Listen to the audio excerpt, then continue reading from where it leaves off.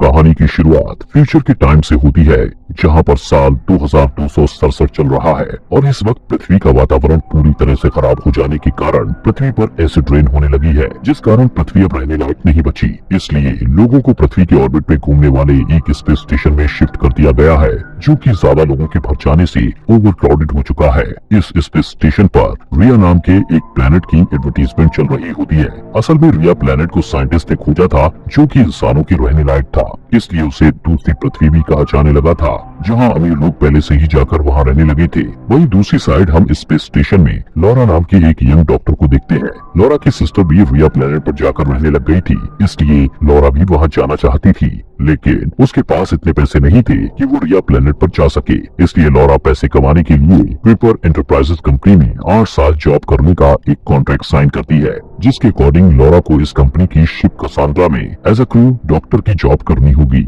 ये कसांड्रा शिप बहुत ही पुराना होता है। शिप में लॉरा सबसे पहले फर्स्ट ऑफिसर लिंडबर्ग से मिलती है। यहाँ लॉरा को मिलाकर सिर्फ 5 क्रू मेंबर्स मौजूद थे, जिसमें कैप्टन लैक्रॉक्स, लिंडबर्ग, एक टेक्नीशियन योशिदा और 2 इंजीनियर प्रोकॉफ और वेसुपुकी थे। कैप्टन लैक्रॉक्स बताते हैं कि ये शिप फुली ऑटोमेटेड है और स्टेशन 42 पर जा रहा है। साथ ही बताते हैं कि कई सालों से एक टेररिस्ट ग्रुप अलग अलग शिप पर अटैक कर रहा है, जिसके चलते गवर्नमेंट ने हर शिप में एक सिक्योरिटी ऑफिसर रखा है। तभी लिंडबर्ग वहां आती है और डेकर नाम के सिक्योरिटी ऑफिसर को इंट्रोड्यूस करवाती है। डेकर सभी को ब्रुकनर नाम के टेररिस्ट की न्यूज दिखाता है, जो कि आखिरी अटैक के बाद से फरार है, जिसने स्टेशन 20, 23 और 24 को ब्लास्ट कर दिया था। ब्रुकनर का कहना है कि जब तक हम लोगों के ऊपर टेक्नोलॉजी शासन करेगी, हमें शांति नहीं मिलेगी, और इन्हीं टेक्नोलॉजी से नफरत करने के कारण वो गवर्नमेंट के खिलाफ है। इसके बाद शिप स्टेशन 42 के लिए निकल जाती है। इस सफर में हर एक मेंबर को बारी बारी से 8 महीने जाकर शिप की निगरानी रखनी पड़ती है, जबकि बाकी के मेंबर्स डीप क्रायो स्लीप में होते हैं। शिप में मौजूद सभी लोगों को बताया गया है कि शिप के मेन कार्गो एरिया में कंस्ट्रक्शन का सामान है और वहाँ किसी को भी जाना अलाउ नहीं है, क्योंकि वो रिस्ट्रिक्टेड एरिया है। इसी तरह शिप की जर्नी शुरू होती है और 3 साल बीत जाते हैं। अब लॉरा की बारी थी, जिसे 8 महीने जाकर शिप की निगरानी रखनी थी। लॉरा सारे सिस्टम्स को चेक करके निगरानी रखने लगती है। वो अपना समय बुक्स पढ़ने, एक्सरसाइज करने और अपने प्लांट्स की देखभाल करने में बिताती है। इसके अलावा वो अपनी सिस्टर को वीडियो सेंड करती है, लेकिन ये वीडियो सिस्टर तक पहुंचने में कई महीने लग जाते थे। वहीं सिस्टर भी जब लॉरा को वीडियो का रिप्लाई देती थी, तब उसे भी कई महीने लग जाते थे, जिस वजह से लॉरा का सफर परेशानी से गुजर रहा होता है। ऐसे ही एक दिन लॉरा को मेन कार्गो एरिया से कुछ अजीब आवाजें सुनाई देती हैं, जिन्हें सुनकर लॉरा चेक करने के लिए वहां जाती है। जिस दौरान उसे गेट की दूसरी साइड किसी का हाथ दिखाई देता है, जिससे लॉरा काफी डर जाती है और इस बात की रिपोर्ट करने के लिए ऑफिस की ओर भागती है। जिस दौरान वहां डेकर आ जाता है, जो कि क्रायो स्लीप से पहले ही जाग गया था। डेकर बताता है कि किसी ने कंपार्टमेंट रूट खोल दिया है, इसलिए मैं अपने आप जाग गया। डेकर लॉरा से पूछता है कि सबको कार्गो कंपार्टमेंट में आना मना है, फिर तुमने यहाँ का गेट क्यों खोला? जिस पर लॉरा कहती है कि कार्गो एरिया के अंदर कोई है और ऐसी सिचुएशन में रूल के मुताबिक मुझे कैप्टन को जगाना होगा। इसके बाद वो कैप्टन लैक्रॉक्स को जगाते हैं और रिस्ट्रिक्टेड एरिया में चेक करने के लिए जाते हैं। कार्गो का ये एरिया बहुत ज्यादा बड़ा था। कैप्टन लैक्रॉक्स लॉरा से कहते हैं कि तुम्हारी ड्यूटी के दौरान इस कंपार्टमेंट को कई बार खोला गया है, जो कि शायद टेक्निकल इशू के कारण हुआ होगा। यहाँ बहुत सारे कंटेनर्स रखे हुए थे और ये एरिया काफी ठंडा था। लैक्रॉक्स ऊपर वाले फ्लोर पर चेक करने के लिए जाते हैं, वहीं लॉरा नीचे के फ्लोर को चेक करती है। जिस दौरान कैप्टन लैक्रॉक्स ऊपर के फ्लोर से नीचे गिर जाते हैं और उनकी वहीं पर डेथ हो जाती है। तभी कार्गो का मेन गेट ऑटोमेटिकली बंद होने लगता है। ये देख वो लैक्रॉक्स को लेकर जल्द से जल्द वहाँ से बाहर निकलते हैं। इस एक्सीडेंट के बाद शिप के सभी मेंबर्स को क्रायो स्लीप से जगाया जाता है, जिसके बाद लिंडबर्ग अब कैप्टन की पोस्ट संभालती है और सबको उनका काम बताती है, जिसमें दोनों इंजीनियर्स को कार्गो एरिया के मेन गेट को ठीक करके उसे सील करने का ऑर्डर दिया जाता है। योशिदा को सभी एंट्रीज और सस्पिशियस एक्टिविटीज चेक करने का कहा जाता है। वहीं लॉरा को लैक्रॉक्स का पोस्टमार्टम करके डेथ का सही कारण पता लगाने को बोला जाता है। जब लॉरा पोस्टमार्टम कर रही होती है, तब उसे लैक्रॉक्स की आंख में आर्टिफिशियल इम्प्लांट दिखाई देता है, जिसे बाहर निकालकर लॉरा एक्सेस करने लगती है। तब लॉरा को पता चलता है कि लैक्रॉक्स रेस्ट्रिक्टेड एरिया में गया था, जहां बायोहैजार्ड लिखा हुआ था। अब यहाँ लॉरा को समझ नहीं आता कि कंस्ट्रक्शन सामान के अलावा ये शिप क्या लेकर जा रही है। यहाँ लॉरा डेकर को भी इस बारे में बताती है। इसके बाद वो दोनों अकेले ही इन्वेस्टिगेशन करने का डिसाइड करते हैं और लैक्रॉक्स के एक्सेस कार्ड की मदद से रेस्ट्रिक्टेड एरिया में चले जाते हैं, जहाँ उन्हें कई ऐसे कंटेनर्स दिखाई देते हैं जो कूलिंग कर रहे थे। इन कंटेनर्स में उन्हें इंसानों की बॉडी दिखाई देती है। लॉरा एक कंटेनर को बाहर निकालती है और देखती है कि उसमें एक छोटी लड़की है। इसके बाद वो दोनों इंजीनियर्स की मदद से उस कंटेनर को रेस्ट्रिक्टेड एरिया से बाहर लाने लगते हैं, जिस दौरान कंटेनर्स अचानक रिलीज होने लगते हैं। लॉरा वहाँ से बाहर निकल पाती उससे पहले ही कंटेनर्स मूव होने लगते हैं। अब डेकर लॉरा की मदद करता है और उसे कंटेनर से नीचे गिरने से बचा लेता है। अब उस लड़की वाले कंटेनर को वो अपने एरिया में ले आते हैं, जहाँ लिंडबर्ग कहती है कि ये सभी लोडिंग कंपनी का मैटर है और हमें इसमें दखल नहीं देना चाहिए, जिस पर लॉरा कहती है कि इस कंटेनर को लाते वक्त किसी ने कंटेनर को सेट किया था, जिस वजह से सभी कंटेनर्स मूव करने लगे, जिससे हमारी जान भी जा सकती थी। असल में लॉरा को शक था कि शिप में उनके अलावा कोई और भी है और उसी इंसान ने लैक्रॉक्स को मार डाला है। यहाँ लिंडबर्ग ये बात मानने के लिए तैयार नहीं थी। लिंडबर्ग कहती है कि वो सभी कंटेनर्स ठंड से बचने के लिए ऑटोमेटिकली मूव करते हैं, जिस कारण ही कार्गो एरिया में जाने से सबको मना किया गया है। इसके बाद डेकर लिंडबर्ग से पूछता है, क्या तुम्हें पहले से पता था कि कंटेनर्स में इंसान थे? इस बात पर लिंडबर्ग कोई भी जवाब नहीं देती और उस लड़की वाले कंटेनर को वापस रखने का कहती है, जिससे लॉरा और डेकर को समझ आ जाता है कि लिंडबर्ग इन सब के बारे में जानती है और कुछ छुपा रही है। तभी लॉरा कहती है कि एक डॉक्टर होने के नाते मेरा फर्ज बनता है कि मैं इस लड़की को एग्जामिन करूं। डेकर भी लॉरा की बात से सहमत था, इसलिए लिंडबर्ग कुछ नहीं बोल पाती और लॉरा को उसका काम करने का कहती है। लड़की को एग्जामिन करते वक्त लॉरा को उसके ब्रेन में माइनर एक्टिविटी दिखाई देती है, लेकिन कंटेनर के ओपन होने में समय लगता है। लॉरा डेकर को बताती है कि ये कंटेनर स्कैनर को रोक रहा है क्योंकि ये इलेक्ट्रॉनिक सील से सिक्योर्ड है। दूसरी ओर योशिदा को देखते हैं, जिसके पास लिंडबर्ग आती है और उसे डेकर के बारे में इंफॉर्मेशन निकालने का कहती है, क्योंकि लिंडबर्ग को शक था कि डेकर कुछ गड़बड़ कर रहा है। इधर डेकर और लॉरा कंटेनर के ओपन होने का वेट करते हैं। लॉरा डेकर से स्टेशन 42 के बारे में पूछती है, लेकिन डेकर उसे ज्यादा कुछ नहीं बताता।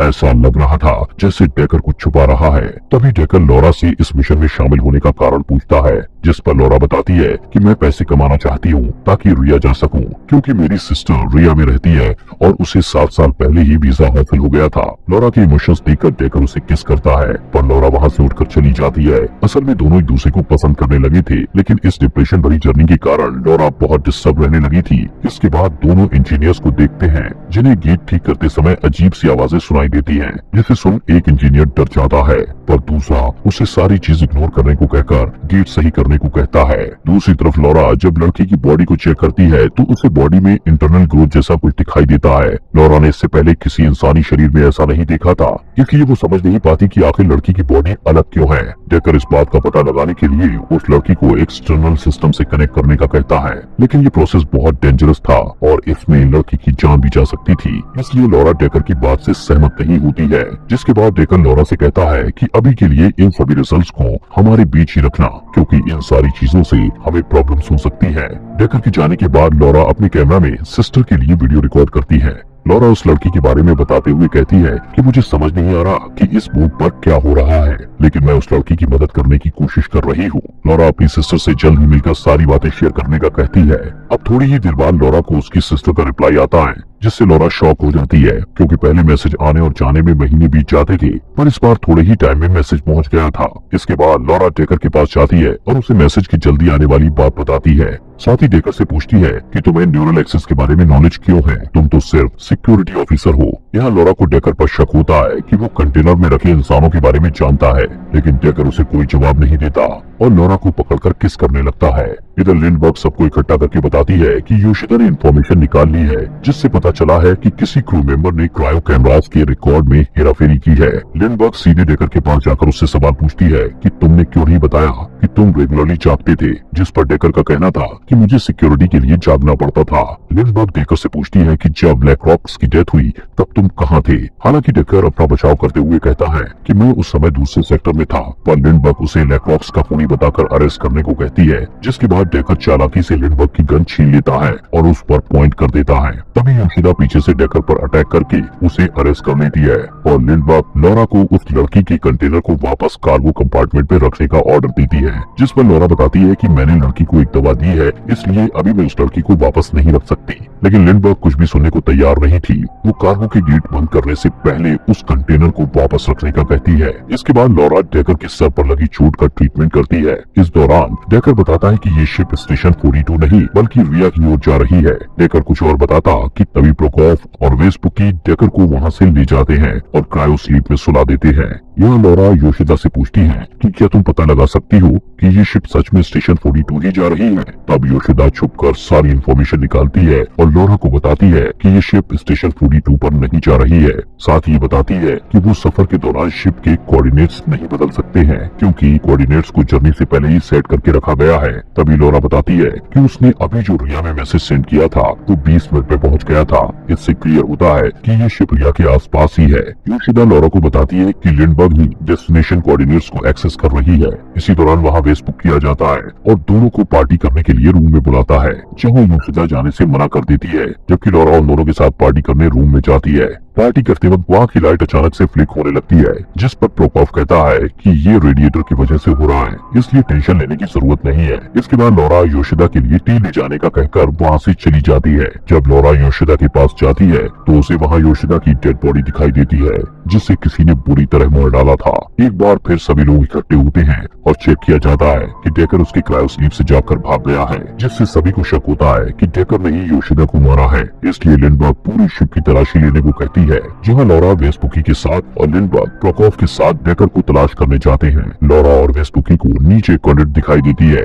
वेस्पुकी को यकीन था कि डेकर यहीं छुपा होगा, इसलिए वो लॉरा के साथ उसे पकड़ने का प्लान बनाता है, जिसके अकॉर्डिंग लॉरा उस कॉर्नेट में जाएगी और वेस्पुकी दूसरे रास्ते से वहाँ जाएगा और दोनों डेकर को पकड़ लेंगे। जिसके बाद लॉरा उस जगह के अंदर जाती है जहाँ एक अनजान आदमी लॉरा पर अटैक कर देता है। वो आदमी लॉरा को मार पाता इससे पहले कोई उस अनजान आदमी पर शूट करके उसे मार डालता है। लॉरा अपने आसपास देखती है लेकिन उसे वहाँ कोई भी दिखाई नहीं देता। अब लॉरा वहाँ रखे बॉक्स को ओपन करती है, जिससे उसे कुछ फोटोग्राफ्स मिलती है। ये फोटोज इसी अनजान आदमी की थी जो कि अभी गोली लगने से मर गया था। लॉरा को फोटोज से पता चलता है कि वो अनजान आदमी कोई और नहीं बल्कि टेररिस्ट ब्रुकनर था, जिसके बारे में हमें कहानी की शुरुआत में बताया गया था। यहाँ लॉरा को एक डिवाइस में वीडियो भी मिलती है जिसमें वो ब्रुकनर के साथ डेकर को बीती है। यहाँ हमें पता चलता है कि ब्रुकनर टेररिस्ट नहीं है, बल्कि उसे पता चल गया था कि पृथ्वी पर अभी भी कुछ हिस्से अच्छे हैं जहाँ पेड़ पौधे उगाने के लिए कुछ ग्रीन हाउस बनाए गए हैं और एसिड रेन से उन्हें बचाया जा रहा है। इसके अलावा वो अंडरग्राउंड टैंक्स में पानी को प्यूरिफाई कर रहे हैं।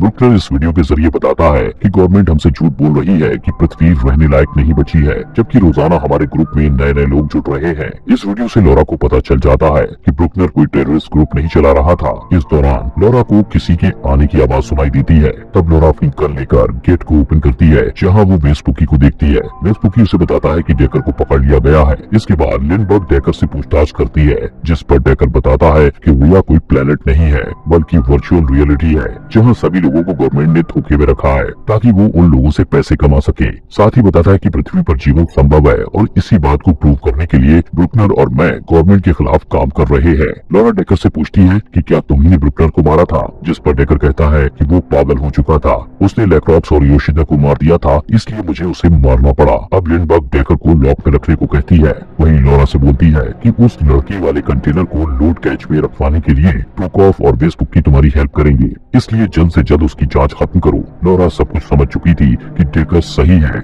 जबकि लिंडबर्ग गवर्नमेंट के साथ मिली हुई है, इसलिए लॉरा लिंडबर्ग पर गन पॉइंट करती है। पर लिंडबर्ग पहले ही लॉरा के माइंड को समझ गई थी, इसलिए लिंडबर्ग लॉरा के गन पॉइंट करने से पहले खुद लॉरा पर गन पॉइंट कर देती है और उसके हाथ बांध देती है। यहाँ लिंडबर्ग बताती है कि रिया प्लेनेट पर शुरू से ही कॉलोनाइजेशन फेल हो गया था, क्योंकि कॉलोनाइजेशन के दौरान उन लोगों से कई गलतियां हुई थी। इसलिए फिर दूसरे प्लेनेट को खोजने का आदेश किया गया और डिसाइड किया गया कि उस प्लेनेट पर वो गलतियां नहीं करेंगे जो रिया पर की थी। लेकिन तब तक लोगों को जिंदा रखने के लिए उन्हें लोगों को वर्चुअल रियलिटी में रखना पड़ा, जिस पर लॉरा पूछती है कि जो लोग इस सिमुलेशन में रहते हैं उन लोगों के साथ क्या होता है। लिंडबर्ग बताती है कि उन्हें पता भी नहीं है कि वो लोग रियलिटी में नहीं बल्कि हमारी बनाई दुनिया में जी रहे हैं। असल में उन सभी लोगों को क्रायो स्लीप में रखा गया था और उन्हें वर्चुअली सभी चीजों को दिखाया जा रहा था। यहाँ हमें ये भी पता चलता है कि उन लोगों के कंटेनर्स स्टेशन 42 पर हैं, जहाँ उन्हें रिया प्लेनेट का कहकर रखा गया था। लिंडबर्ग लॉरा और डेकर को वहाँ पहुँचने से पहले जान से मार डालने का कहती है, ताकि वो दोनों लोगों को ये सच्चाई न बता सके कि रिया सिर्फ एक झूठ है।